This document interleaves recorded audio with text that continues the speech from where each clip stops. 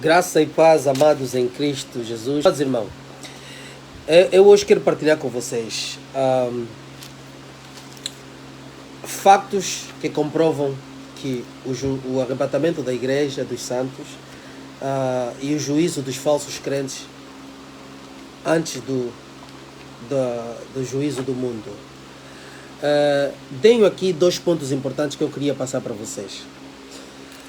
Eu queria que você entendesse que Jesus, por várias vezes, nas suas parábolas, ele falou de prantos e ranger de dente ao falar do lançamento daqueles que nos últimos dias que ele lançaria ao inferno, e lá haverá prantos e ranger de dente. Isso está citado em várias passagens de Mateus e também Lucas.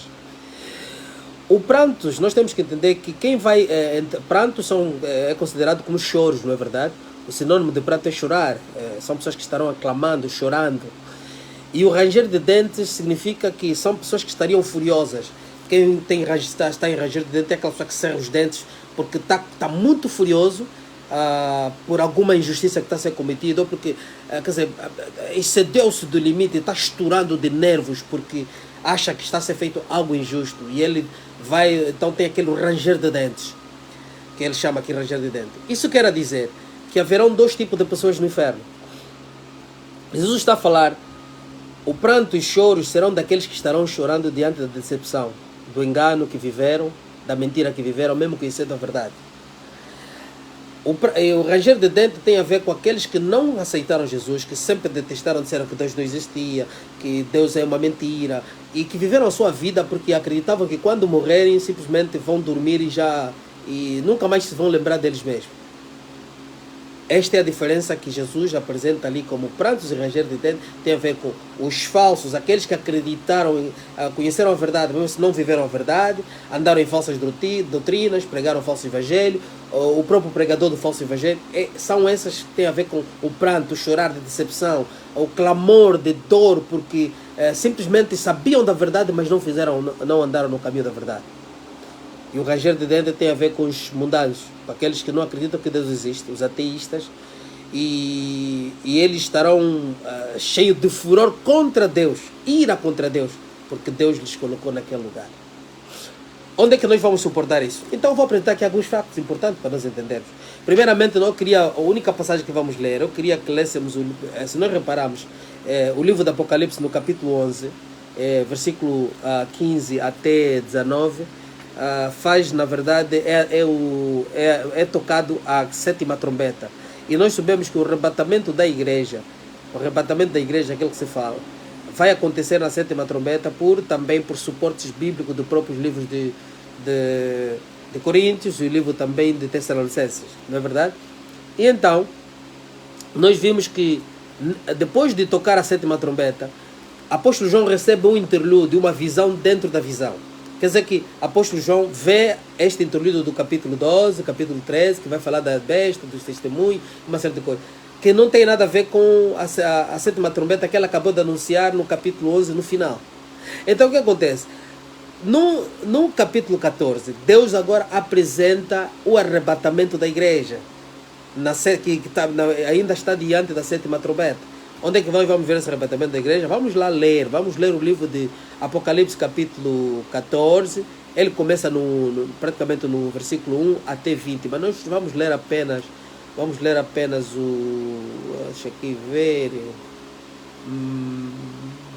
vamos ler o 14, 15 e o 16, que é o mais importante, o arrebatamento da igreja. Depois vamos ler um bocadinho os a seguir para falar da outra parte. Bem, então, até aqui entendemos que o arrebatamento da igreja será no capítulo 14, porque ao capítulo 11 toca-se a sétima trombeta, e Deus abre o interlúdio para contar no capítulo 12 e 13, que vai contando então alguns players dos capítulos anteriores, do 9, do 8, do 10, que não estavam incluídos na história, porque essas peças são importantes para outra história. E então só depois é que Deus dá sequência da história como ela é. O que é que nós vamos ver aqui? Nós vamos ver então no capítulo 14, do versículo também 14, essa é verdade, vamos ler também capítulo 14, versículo 14, o que a Bíblia diz? até 16. Olhei, eis que estava diante de mim uma nuvem branca, e assentado sobre as nuvens, alguém semelhante ao Filho do Homem. Ele estava com uma coroa de ouro na cabeça e uma foice afiada na mão. Então outro anjo saiu do santuário e clamava em alta voz, ao que estava sentado sobre a nuvem: agora, pois, toma a tua grande foice e faz a tua colheita, pois a safra da terra está madura e chegou a hora de ceifá-la. Em seguida, aquele que estava assentado sobre as nuvens passou a lâmina de colheita por toda a humanidade, e a terra foi ceifada. Este representa o arrebatamento da igreja. Este representa Deus tirando o seu povo da terra. Naquele período, durante a grande tribulação, ele tira o povo dele da terra. Essa é a primeira colheita que ele faz. E depois vem, então vamos ler a segunda colheita. A segunda colheita, o que vem dizer? A Bíblia diz-nos, vamos ter que ler até bem. Então o anjo partiu do santuário celeste, empunhando uma foice menor e afiada. Quer dizer, agora há uma segunda colheita. Depois da primeira colheita, agora a segunda. Esse é o juízo. Isto representa o juízo contra os falsos cristãos, os falsos crentes, aqueles que creem no falso evangelho, que estão no evangelho da prosperidade, da mentira, o falso profeta, todos aqueles que vivem do engano. Este representa essa ceifa. E vê que esta primeira ceifa vai para o celeiro de Deus, a segunda ceifa é jogada no fogo. Então vamos lá ver, onde é que está? Então, empunhado de uma foice menor afiada, e do altar saiu ainda mais um anjo com poder sobre o fogo, e clamou com forte voz ao que trazia a foice menor: passa a tua faca afiada e colhe todos os cachos da extensa vinha da terra, porque as suas uvas já chegaram ao ponto de serem ceifadas. 19. Sem demora, o anjo passou aquela lâmina afiada por toda a terra, juntou as uvas maduras e as lançou no imenso lagar da ira de Deus. Está a entender? Lançou no imenso lagar da ira de Deus. E todas elas foram pisadas no lagar, que fica fora da cidade, e o sangue que correu do lagar chegou ao nível do freio dos cavalos, cobrindo uma distância de cerca de 300 quilômetros. Aleluia. Deus aqui está a demonstrar que depois dele tirar os seus santos, ele vai fazer juízo à casa, aos que se dizem ser fiéis, os falsos cristãos. Não é o mundo, porque o mundo está à espera. Se nós continuarmos no 15, vai ver que depois temos as 7 taças da ira de Deus. Quer dizer, aquelas 7 taças da ira é para o povo mundano, aqueles que não acreditaram em Deus, aqueles que viviam já na promiscuidade. Mas os falsos crentes são estes que acontece a segunda colheita. Como nós vamos dar suporte a isso? Amados irmãos, é muito simples nós darmos suporte a isso. Vamos ao livro de... Eu não vou ler convosco porque estou aqui a fazer um vídeo breve, mas eu vou vos dar isso para vocês poderem meditar. Nós já falamos desse primeiro ponto, apontamos aqui. Então vamos falar, na verdade, o segundo ponto. Temos o quê? Temos o Mateus. Repara que Jesus, em Mateus 13, 1 e 13, 18 a 23, no 13, 1 a 9, Jesus fala da parábola do semeador, falar da pregação, do evangelho. Ele está a falar para o povo santo, para o povo que veio ouvir. Ele não está a falar para o mundo está sempre fora disto aqui, que Jesus vai apresentar. Ok, a parábola do semeador. No 13, 18 até 23, Jesus explica a parábola. Vai explicar a parábola do semeador, o que significa. Ele diz que pregou solo rochoso, solo fértil, solo no meio do caminho. Toda essa explicação tem a ver com tudo isso que nós estamos aqui a passar. No capítulo ainda 13, no versículo 24 até 30, Jesus apresenta a parábola do joio. Jesus apresenta a parábola do joio para explicar que dentro daquela que é a sua congregação, que é aquele que é o seu povo, haverá joio. Esses são os falsos crentes que representam nesse capítulo 14 do Apocalipse que lemos. Ok? Então, no 13, 36 até 43, Jesus explica a parábola do joio, porque os discípulos queriam saber quem é esse joio. E Jesus explica quem é o joio e também apresenta o julgamento que será feito. Porque ele diz que depois são colhidos os joios e lançados no fogo. Amém? Então representa os falsos crentes que se dizem ser cristãos, que praticam a falsa religião, que praticam o falso evangelho, que andam no evangelho da promiscuidade, ainda aqueles que estão nas congregações de fiéis verdadeiramente, mas não vivem o evangelho. Só dizem que são cristãos porque foram uma vez a uma igreja, e estes serão, na verdade, julgados logo após o arrebatamento da igreja de Cristo. E depois vamos lá. Há outro suporte, eu estou a dar os capítulos e as passagens. Se você quiser, pode voltar o vídeo atrás e ouvir sempre que puder, para entender o que eu estou escrevendo. E vai ler, faz favor, vai ler. No versículo 3, aliás, no terceiro ponto, eu digo assim, a parábola da pesca também, dos bons peixes e dos maus peixes. Jesus também faz essa novamente. Por quê? Porque o peixe que você está a pescar é todo para si, mas na verdade depois você não se agrada de muitos. E vai jogá-los aonde? Novamente para o mar. Amém? Então, onde é que está essa passagem? Essa passagem está em Mateus 13 também, no capítulo 47 até 50. São apenas 3 versículos para ler, para entender a parábola dos peixes maus. No ponto 4 eu falo, apresento, por exemplo, o suporte de Mateus 25, de 1 a 13. O que é esse Mateus 25, de 1 a 13 representa? É a parábola das virgens. Tínhamos aí virgens que representam a igreja de Cristo. As virgens são, vamos dizer, de congregações, congregações diferentes, não denominações. E nessas virgens, o que é que Deus apresenta? Deus apresenta as virgens prudentes e as tolas ou insensatas. As virgens prudentes e as tolas ou insensatas.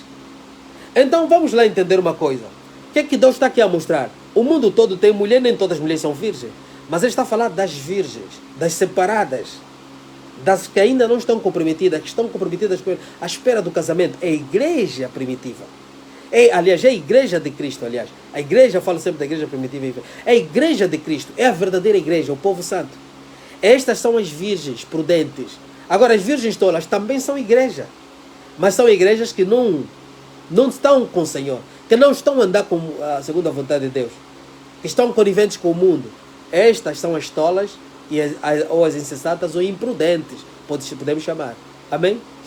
Então, após a parábola dos talentos, que também representa, na verdade, a parábola dos talentos também representa servos do próprio Deus, não são estranhos, são servos, são chamados, ou até pelo menos supostamente servos dele. Ele passa essa parábola, explica, depois vai aqui. Jesus depois fala, no Mateus 25, 31 a 46, Jesus fala do juízo final. Eu quero que você leia, principalmente essa passagem que eu vou dar, Mateus 25, 31 a 46. Tu vais ver que Mateus 25, 31 a 46, Jesus não está a falar de outra pessoa, está a falar de uma falsa igreja, de falsos crentes, de falsos pastores, falsos mestres, falsos discípulos, que não levaram o evangelho como deve ser, que não cuidaram das ovelhas, que não atenderam as ovelhas. Ele diz que os lançará como bodes, lançará-os aonde? Vai lançar nas trevas. Então, este julgamento que Jesus vai fazendo aqui é todo o mundo. O julgamento aliás, é toda a igreja. O julgamento do mundo está representado ao lançá-los no inferno. Quer dizer, que vão estar juntos. Um lugar onde eles não deviam estar. Por isso eles estarão em prantos. Por isso eles estarão em choros, em lamentações pela decepção que viveram durante o seu período na terra. Deus vos abençoe, Deus vos guarde, medita a tua palavra, atenta às escrituras sagradas, porque tudo que estou aqui passando para vocês, amados irmãos, é a palavra de vida, é a verdade. E eu não estou aqui a criar nenhuma outra doutrina, a não ser a doutrina de Cristo, aquela que é a palavra da verdade. Então, não vale a pena pensar que você entrou uma vez na igreja e finge que é fiel de Cristo, não anda segundo a palavra dele, não medita a sua palavra, não ora, não anda segundo os preceitos do próprio Senhor e achas que você é cristão. Fica no evangelho da promiscuidade, vive no adultério, porque o falso profeta te ensina que você pode permanecer, pode ser amante, pode continuar a ser esta mulher promíscua, desde que você leva algum dízimo para uma igreja, você está salva. Não terás lugar no reino dos céus. Não vale a pena pensar que você que é um funcionário público, mas é o defraudador, o gatuno, o ladrão, o aldrabão, o malfeitor.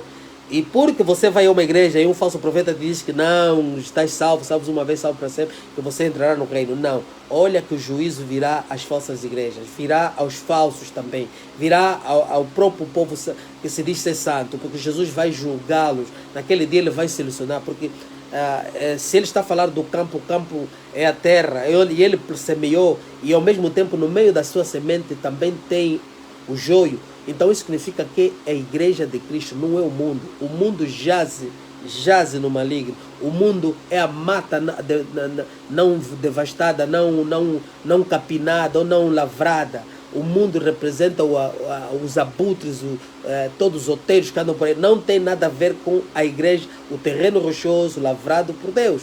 Então é isso que Jesus está...